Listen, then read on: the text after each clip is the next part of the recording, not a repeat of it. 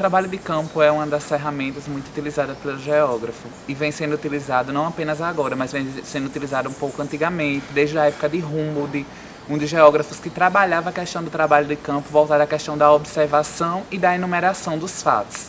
Porém, ao longo do tempo, essa perspectiva vem se criando uma nova abordagem a respeito do trabalho de campo, que vê a questão não apenas de estudar e enumerar os fatos, mas ver a complexidade desses fatos no espaço geográfico. Como é que se comportam esses fatos e a sua dinâmica.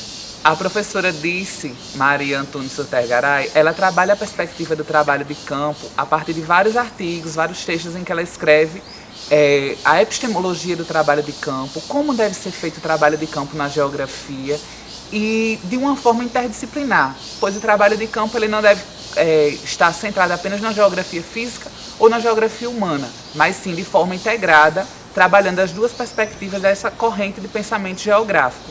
E assim o geógrafo ele possa ter uma visão como um todo desse trabalho de campo, associando os elementos. É uma tarefa difícil, é algo que não é fácil de se trabalhar, unir a geografia física e unir a geografia humana, mas é necessário compreender o espaço geográfico como um todo, como nenhum fator limitante. Então, logo, o trabalho de campo ele deve ser interdisciplinar. A elaboração do campo ela foi composta por 3 momentos. O pré-campo, marcado pelas leituras e discussões dos textos em sala de aula, em busca de uma construção teórica e a compreensão dos métodos e metodologias, além da organização da turma pelos eixos das pesquisas, abordando a biogeografia, geomorfologia, geografia agrária e metodologia. Em seguida, foi definida a estruturação das comissões de tesouraria, alojamento, roteiro e edição de relatório, a quais deram funcionamento das atividades em campo. O segundo momento foi de fato o campo, onde foram realizadas a coleta de dados a partir da observação, registro fotográfico, questionários e entrevistas semi-estruturadas com os moradores da região e os professores que acompanharam a pesquisa como suporte na interpretação da realidade. E por fim, o pós-campo, que constituiu na sistematização dos dados obtidos e na construção do relatório integrado, o qual tem como intuito ser entregue nas comunidades como uma forma de intervenção do pesquisador.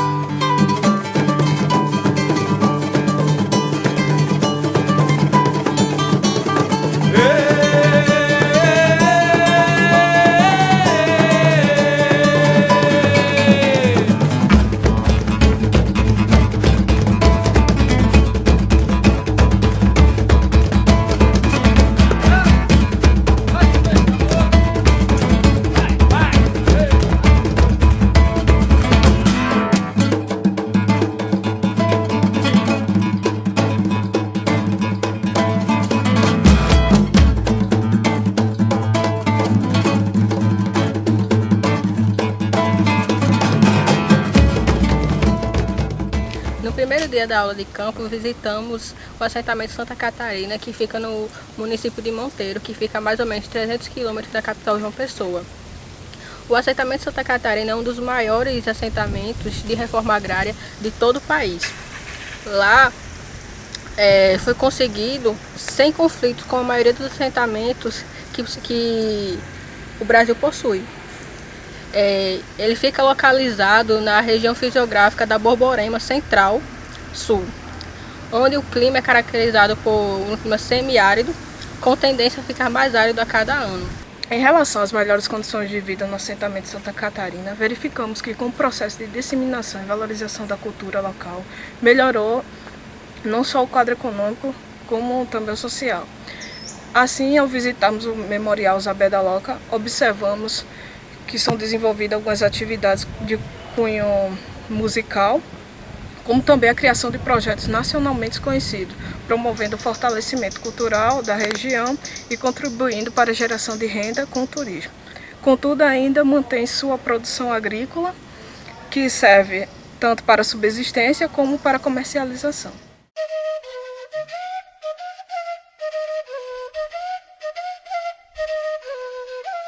Meu nome é Josi, eu sou articuladora de cultura do estado, na região do Cariri, mas aí o pessoal também me chama Josi de Isabé, né? Por conta de conviver com Isabé tanto de tempo e tentar levar, né, o que ela deixou, né, como patrimônio cultural, que é a música, que é a arte, além de ter nascido e me criado aqui em cima da serra. Receber essas visitas que a gente recebe hoje, para a gente é muito importante. Vocês não vêm aqui só fazer uma visita, vocês vêm conhecer um pouquinho de mim, da Isabé, de onde eu moro, da minha terra, do meu povo, entendeu? Das pessoas que fazem parte da gente, que são história. Né? Uma história que vocês replicam isso para outras pessoas, a maneira da gente viver. Isabé teve uma vivência, uma vida muito boa, né? E ao fim da vida as pessoas conheceram muito a questão musical dela, que era uma questão muito rica. Isabé era uma pessoa muito inteligente, ela observava muito, ouvia muito. E aí vamos que eu vou mostrar um pouquinho do assentamento para vocês.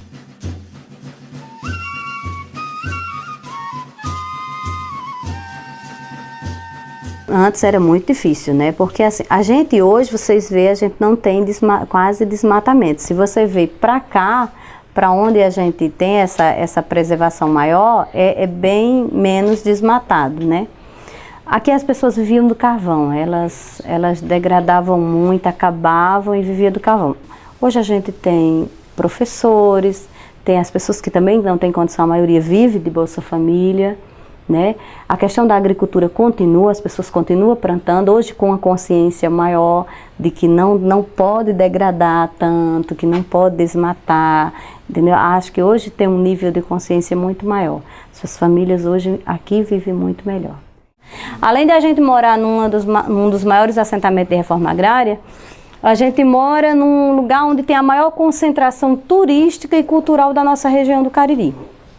Aí aqui tem a questão das inscrições rupestres, a Pedra da Lua, que era onde eu criei um projeto chamado Som nas Pedras. Foi um projeto criado, a gente faz parte também da Rota Cariri Cultural, e esse projeto eu criei para a gente ter música embaixo das pedras, que aí a gente teria música clássica, música erudita, uma coisa que o assentamento não tinha, mas eu criei e a gente passou 2 anos e 8 meses com esse projeto em pauta. E aqui a gente criou também a Associação Cultural Isabé da Loca. O intuito de criar essa associação até então era ver se a gente conseguia uma forma mais fácil de arrecadar recursos para manter isso aqui. Manter o memorial vivo, manter as oficinas de música que a gente faz sempre. A gente acabou de ter um festival a semana passada, não sei se vocês souberam. E a gente conseguiu atender quase 300 crianças com aulas de música, de confecção de instrumentos musicais, iniciação musical, poesia, né, leitura de cordel e outras coisas que a gente teve durante o percurso. E aí foi bem bacana e tivemos uma edição do festival aqui com música, mais de 150 artistas participaram. Aqui é proibido tomar banho, lá é um lago lindo aqui, que é lá na Laje das Moças. Né? E tem uma história toda por causa dessa Laje das Moças.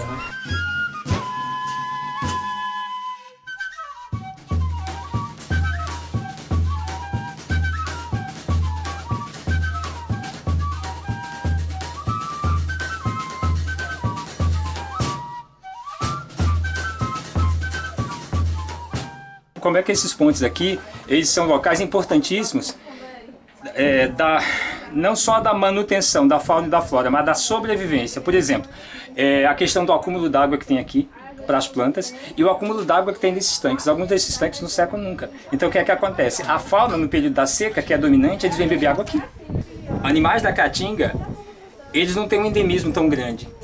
Eles não estão adaptados, a maioria, fisiologicamente à seca. Eles têm adaptação comportamental. E uma dessas adaptações comportamentais é exatamente o quê? Eles sabem os locais onde tem água, e em algum lugar sempre tem água, diferente dos desertos de fato. Então isso explicaria também, você tem uma estrutura natural que permite que você tenha água em determinados lugares. Isso explica também ao mesmo tempo, por exemplo, o embate dos índios logo de cara, quando os colonizadores europeus chegam. Porque eles passaram a utilizar não necessariamente espaços como esses, mas espaços onde existia água, que eram pontos de sobrevivência dos próprios índios, onde tinha recurso natural e onde tinha, quando eu falo recurso natural, tanto vegetal quanto animal, além da água. Morena, se tu quer casar, diz a teu pai que amanhã vou te pedir. Se ele não der, pega o ferro, engoma a roupa, vou pra rua, alugar sopa pra de noite nós fugir.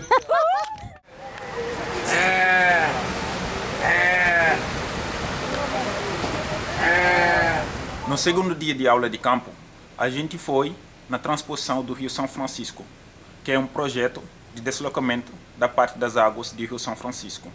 A gente viu lá também a estação de bombeamento e os canais que foram perfurados para facilitar a drenagem das águas. A transposição do Rio São Francisco passou então a ser uma solução para aumentar a disponibilidade em água ao Nordeste setentrional.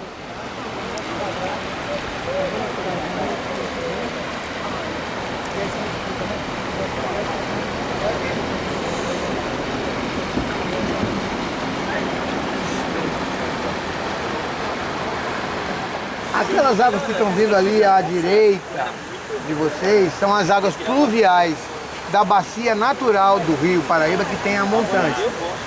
Vocês podem ver que elas são bem mais barrentas com sedimento. Por quê? Porque a água de chuva tem chovido bastante, então seria a vazão natural do rio, que está à sua direita ali. E aquela vazão encaixotada ali que vocês estão vendo, com a água mais transparente, é a água que vem do São Francisco. Esse aqui então é o ponto final da obra do ponto de vista do governo federal. Então ela entra no Rio Paraíba, que é um rio totalmente paraibano, e a partir daí ela vai ser gerida pelo estado da Paraíba. E o objetivo do encaixotamento é evitar que algum esgoto clandestino da cidade contaminasse as águas de transporte. E é comum o pessoal mergulhar, então assim, o sertanejo ele tem a água como uma festa, né? Nós vamos então visitar o túnel agora, que é um ponto que vocês vão perceber. Aqui tem todo o canal encaixotado, não dá pra gente ver. Depois nós vamos passar no canal aberto como ele é. E por último vamos na estação de bombeamento, a última estação. Vocês vão ver o porte da estação, o tamanho dela, né?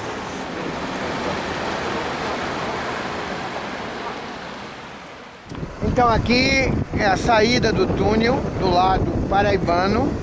Todo esse concreto jateado é para segurar esse talude artificial estabilizado, né? E dentro dele vocês estão vendo um monte de caninho branco, que é para fluir a água, evitar dela fazer pressão sobre essa casquinha, vamos chamar assim. A partir daqui, então, aquilo que eu chamo de o encaixotamento da transposição, que vai até aquele ponto lá de saída que vocês viram. Então aqui é a área periurbana e urbana da cidade de Monteiro. A engenharia civil brasileira, que vem da tradição portuguesa, né, de obras hídricas importantes, que vem da tradição árabe, que permaneceu muitos anos na Península Ibérica, começou a incomodar, sobretudo nessa área hídrica. Ao longo do percurso do nosso segundo dia de campo, nos pontos finais da transposição do Rio São Francisco, nos foi abordado algumas informações sobre a vegetação dos Cariris velhos, com predominância de uma vegetação xerófila, com suas principais características adaptativas para sobreviver em situações de grande aridez são as raízes largas, para uma maior absorção da água do solo, talos grossos, folhas reduzidas e alguns espinhos.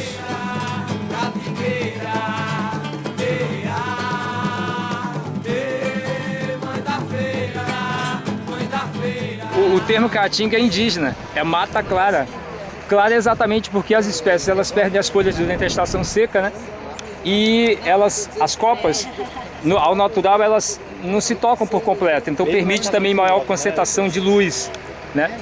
Agora, o que é interessante é a mata propriamente, que é uma paisagem cada vez mais rara, num bioma cada vez mais antropizado, cada vez mais descaracterizado. Quando a gente é ensinado desde o fundamental e mostra uma paisagem de caatinga, é aquela coisa bem antropizada, bem degradada. Então leva a crer que caatinga é isso. Caatinga é isso, mas é porque ela foi transformada. Originalmente, com baixa antropização, ela seria dessa forma. Eu não estou falando de uma natureza primitiva, não é isso. Estou falando de uma condição de melhor preservação e de maior antropização.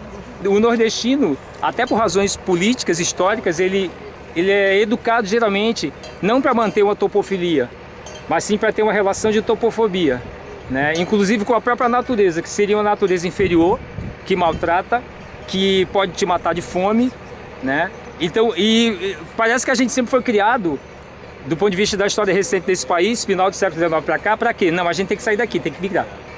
E o que é que está por trás disso aí? Quais são as verdadeiras intenções? Por que a gente é criado para migrar, para sair daqui, para não valorizar, para não ver potencialidade nisso aqui? Eu acho que isso é uma coisa super interessante que pode e deve ser trabalhada também. Qual é a essência que está por trás dessas paisagens? E a essência ela é invisível aos olhos. Então cabe a gente não só pegar o dado que está mostrando, mas tentar também ver essa essência, né? Dá para a gente puxar uma discussão social com uma questão relacionada muito mais tradicionalmente à planta, ao bicho, que parece coisa de biólogo e ecólogo? Dá. Depende da perspectiva com que você trata esses dados na realidade.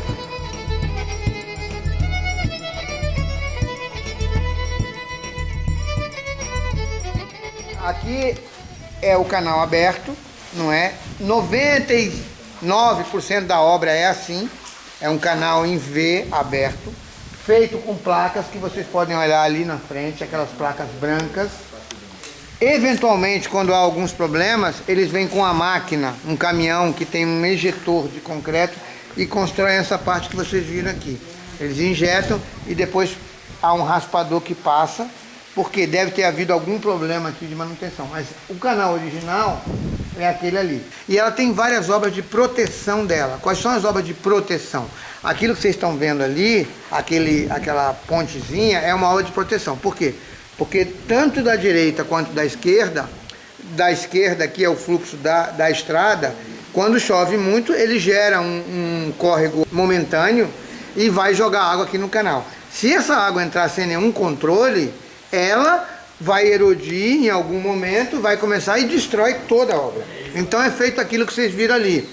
É um canal também artificial, cheio de pedras, para diminuir a velocidade da torrente que vem, segurar o sedimento e depois joga naquela caixa ali e fica caindo água suavemente, que vai para dentro do canal e vocês notam que não há um grande impacto. E o que chega no canal são águas pluviais, que não são águas transpostas, mas tem que vir para algum lugar. Como o canal é um novo lugar mais baixo, não há como você fazer com que a natureza não execute a lei da gravidade. Ela é imperativa no planeta inteiro.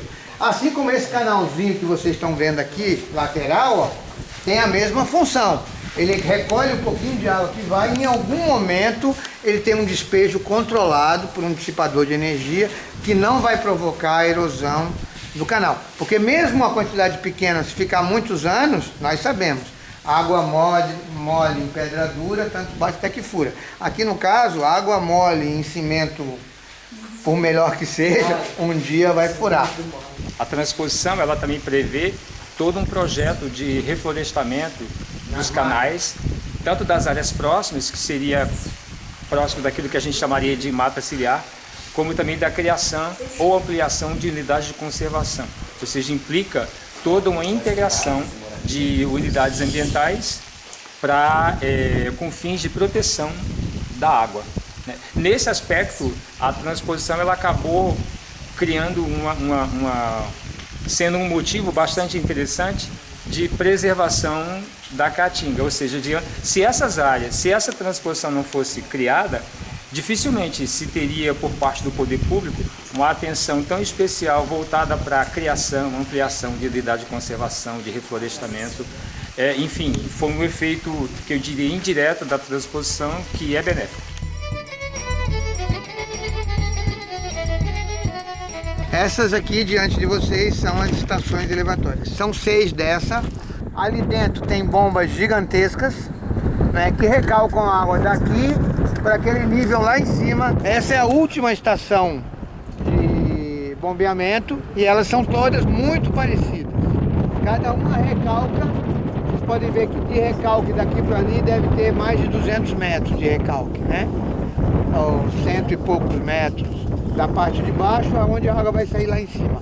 De lá não há mais nenhum recalque. A água vai por gravidade, né, e por sifonamento, que permite você superar algumas elevações pequenas. Veja que o canal aqui não foi feito com placas. Então, a ideia é que há uma estabilidade das vertentes e eles simplesmente já têm um concreto aqui, né, nas zonas que eles acham que pode vir a cair, e vão completando esse quadro que vocês estão vendo, tanto para cá quanto para lá. Aqui eu acho que dá a dimensão bem do que eu chamo de violação ou estupro da natureza, né? Quer dizer, você faz com que o rio suba a montanha literalmente, né? Quando que tudo que nós aprendemos em termos de bacia hidrográfica, em termos de redrenagem, circulação, é que as águas descem as montanhas, né? Essa não é a primeira nem a última transposição do planeta, mas eu acho que quem nunca veio aqui, agora começa a ter a dimensão do que é o tamanho da coisa.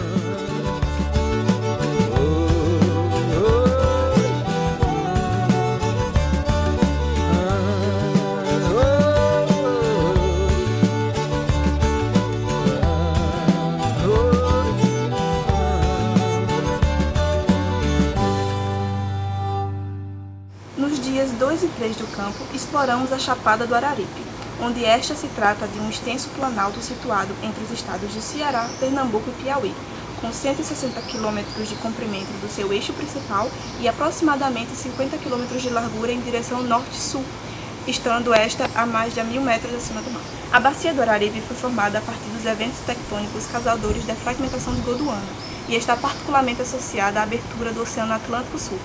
O rifteamento ocorrido devido à separação das placas tectônicas continentais da América do Sul e África influenciou a sedimentação e evolução desta bacia, como pode ser verificado em outras bacias sedimentares do Nordeste brasileiro.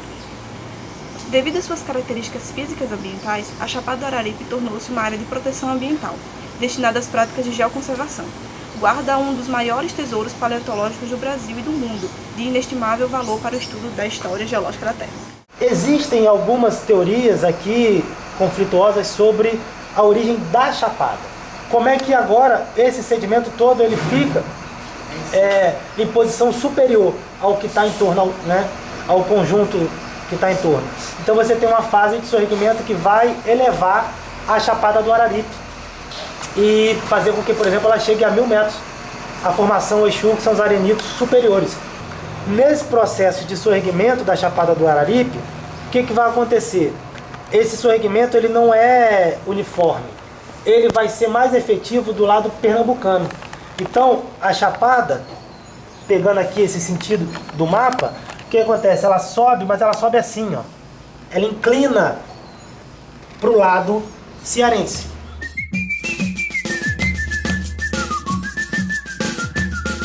Economicamente, a Chapada do Araripe possui 3 eixos principais: a economia solidária, a economia cultural e a economia capitalista.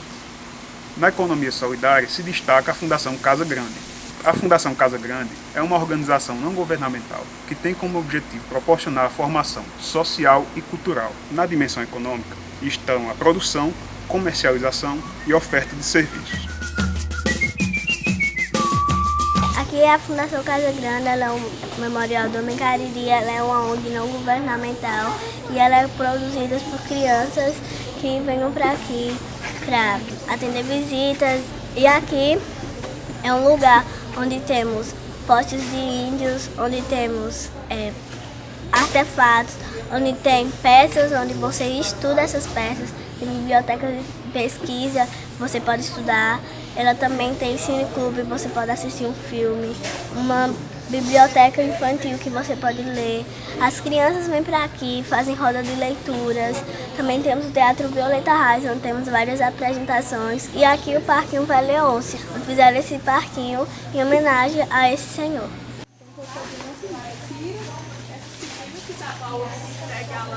Tem um livro da doutora Rosiane Lima Verde, que é Arqueologia Social Inclusiva.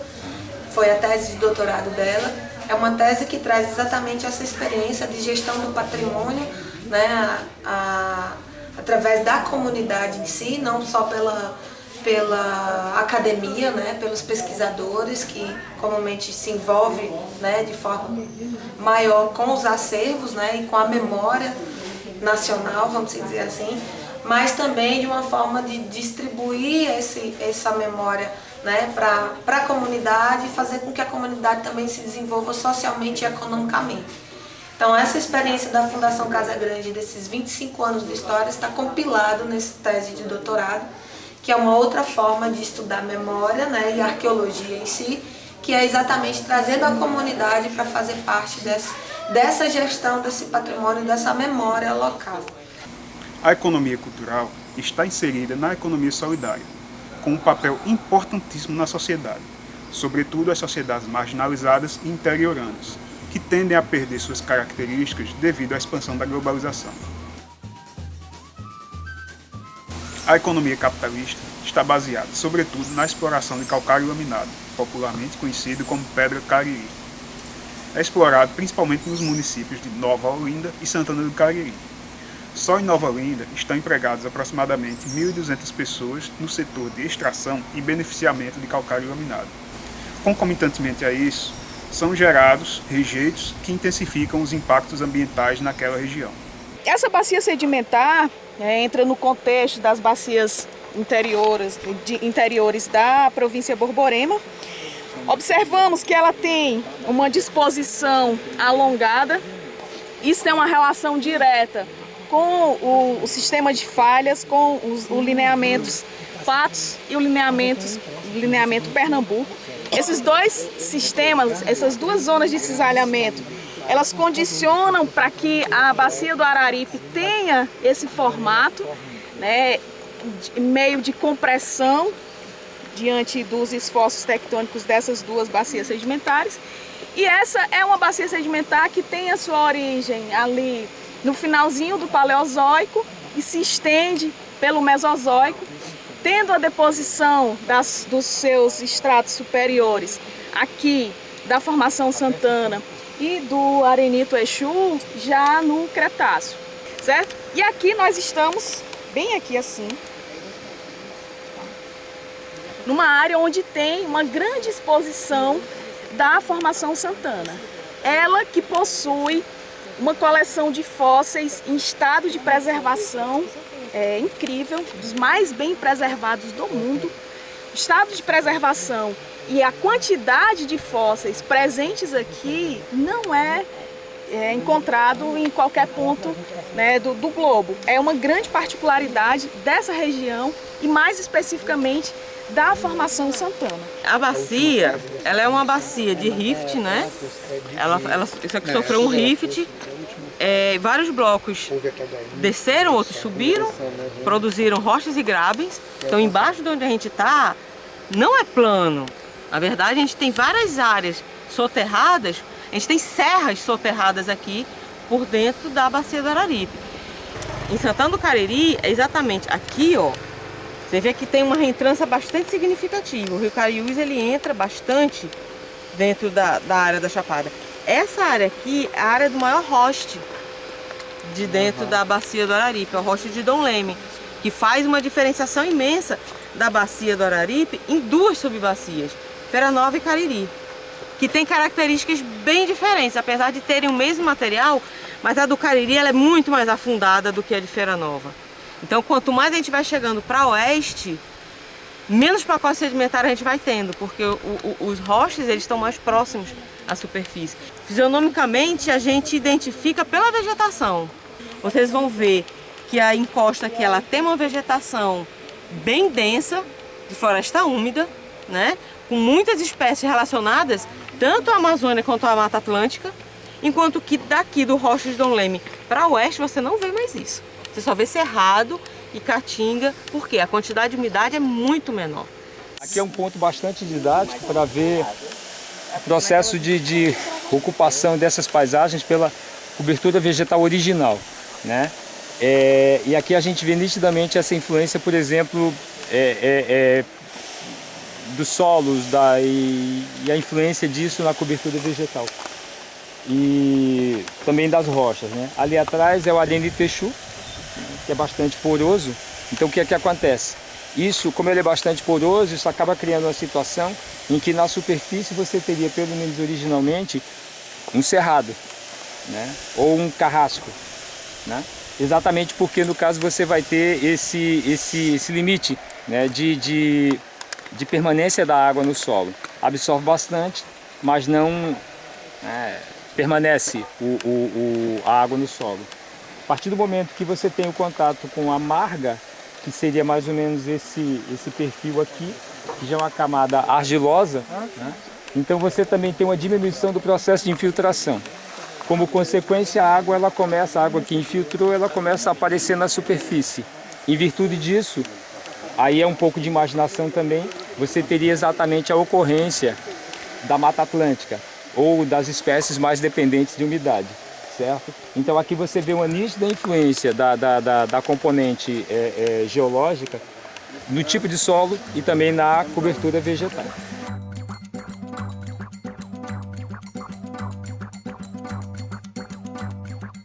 Aqui a gente já vai começar a descer a Chapada do Araripe, né, em direção à depressão periférica do Cariri, certo?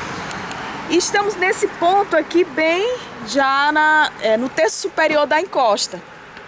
A tendência aqui é a encosta abaixo, certo?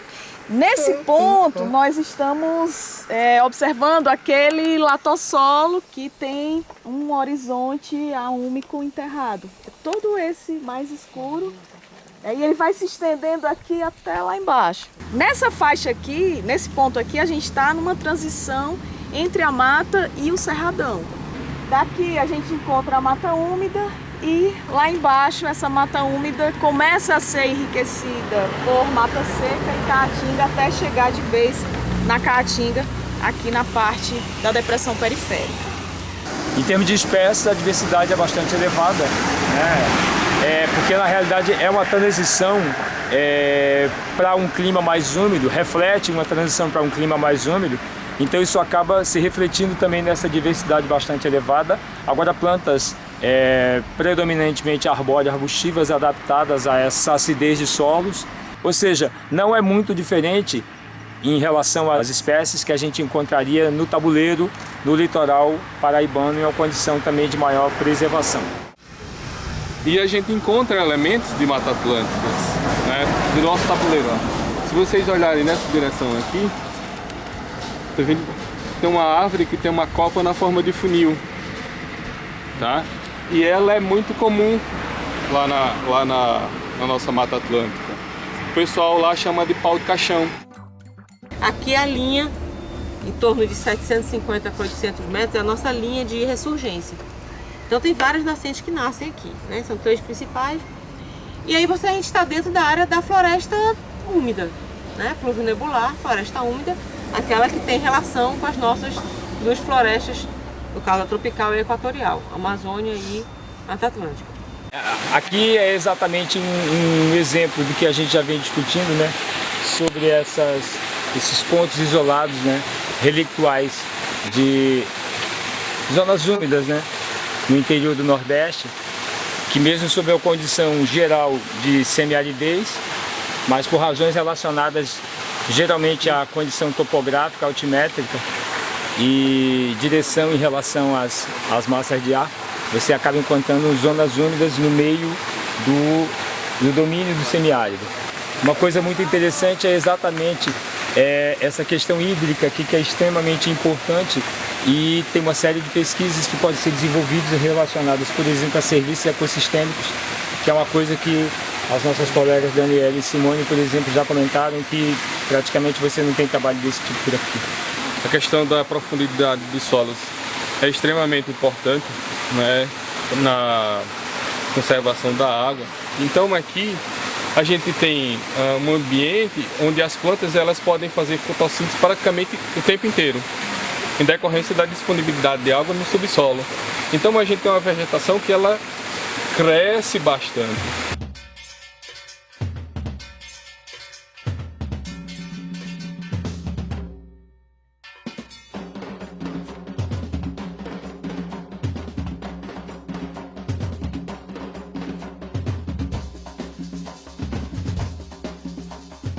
todos vocês sabem que a atividade, né, destes dias está relacionada com uma disciplina do nosso curso, Pesquisa Aplicada à Geografia, que tem como intuito introduzir, né, aos alunos, nesse caso do bacharelato, né, do quarto período, na prática do trabalho de campo como uma metodologia científica. Nós não fizemos uma excursão, não fizemos apenas visitas, sino que tínhamos um projeto prévio, né, que era entender a produção de um espaço concreto, o Cariri, como uma unidade regional, a partir de eixos ou dimensões específicas. O que é interessante agora é, além de entender, né, as possibilidades e os limites deste procedimento de aproximação à realidade concreta, saímos da abstração do universo da sala de aula para o contato direto com os fenômenos, com os processos, com as dinâmicas que fazem do Cariri aquilo que ele é, e entramos também em tensão com questões teóricas que na prática não enxergamos com tanta clareza. Este campo, do ponto de vista do que constitui um campo na geografia, para além de ser fundamental, ele tem uma característica que é um campo organizado para fins de formação de um profissional em geografia. Portanto, ele tem um caráter diferenciado. Do ponto de vista da concepção da geografia, nós fizemos um campo, a Maria colocava isso, a partir de uma construção do que seja geografia pensada a partir do espaço geográfico. Agora, esse espaço geográfico ele pode ser lido, analisado sobre diferentes perspectivas. E nesse sentido, eu acho que foi extremamente gratificante, porque em campo a gente conseguiu ver, através da experiência dos colegas, da biogeografia, da hidrologia, da geologia, onde estão eles, a possibilidade de conhecer todas essas coisas de forma integral, né? E a paisagem pressupõe isso. Do ponto de vista dos assuntos que eu tentei mostrar para vocês, desde a grande intervenção hídrica, a grande obra que é a transposição daquele tamanho que você viu, até a cisterna pequenininha que a gente viu aqui no final, são dois mundos diferentes, né? O mundo da grande intervenção hídrica, que é a transposição, aquela grande elevatória, os canais e aquela saída daquele volume de água todo, até essa cisterna que a gente viu agora no final e aquela que a gente viu lá do Carro-Pipa também, que coleta ali seus 16 mil litros para abastecer uma casa. Campo é importante não só para os alunos saírem da sala de aula, mas também é importante para alimentar o professor, para alimentar o pesquisador, para levantar dúvidas, para sugerir possibilidades, para sugerir respostas e avançar na pesquisa. E ao mesmo tempo pode ser também um despertador, né, para que o aluno ele tenha interesse em determinado tema, em determinada abordagem que foi feita durante esse momento de experiência prática, né? E quem sabe isso pode ser um alavancador do seu desenvolvimento enquanto profissional. E para mim foi muito claro todo o percurso que esse semiárido, ele fisicamente ele tem várias nuances, várias diferenças, né? Da Paraíba para o Ceará, a gente pode observar isso, em Pernambuco também. E ficou muito claro também a questão do conflito pelo uso, seja da terra, seja pelo uso da água. A gente foi percorrendo e viu essa questão da água como elemento diferencial para o processo de ocupação do território, né? Eu acredito que um campo que fez com que eu aprendesse talvez ainda muita coisa e ver que tem muita coisa ainda para ser estudada. Tive várias ideias durante também o percurso e pretendo fazer coisas semelhantes nas próximas turmas. Achei uma ideia riquíssima de você trabalhar de forma integrada. Isso foi de uma riqueza muito grande. Estou aqui no campo mais como um aluno do que propriamente um professor, mas em determinados momentos serviu para complementar o entendimento, né, da formação do Cariri. Eu acho que o objetivo dessa componente, eu acho que ele foi ultrapassado, assim. E juntar tantos professores de diversas áreas é, assim, uma quebra de barreira muito grande, tanto com contato com outras pessoas. Eu acho que foi muito rico e certamente foi uma experiência assim, única. Quando essa aula de campo me permitiu de enxergar realmente a realidade comum, foi feita esses sistemas também.